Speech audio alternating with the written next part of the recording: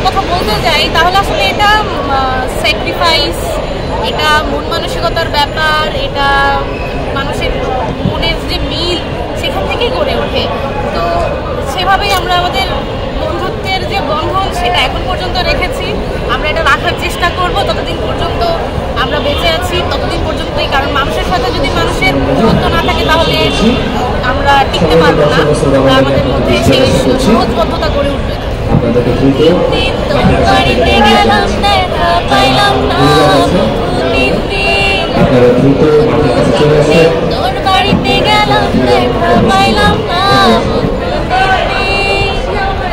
গানপার হইতে ছয়ানা ফিরাইতে ছয়ানা, গানপার হইতে ছয়ানা ফিরাইতে ছয়ানা, আনতে যাইতে 12 আনা সুর হইল না।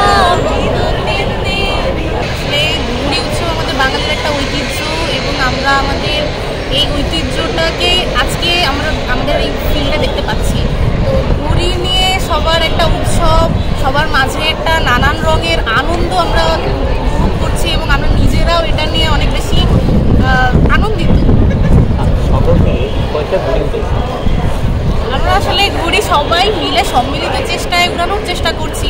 ঘুড়ি উড়ানোর প্রচলনটা যেহেতু বাংলাদেশের তেমনটা দেখা যায় না, এখন অনেকাংশে কমে গেছে। যেহেতু ঢাকা শহরে আমাদের ঘুড়ি উড়ানোর তেমন কোনো জায়গা নেই, তো সেক্ষেত্রে প্র্যাকটিসের অভাবে তেমন একটা পারিও না আমরা। তো সেই ক্ষেত্রে বলা যায় যে ঘুড়ির যে আজকে যে অনুষ্ঠানটা বা উৎসবটা আমাদের আয়োজন করা হয়েছে সেখানে আমাদের নতুন করে আমরা ঘুড়িটাকে চিনছি বা দেখছি।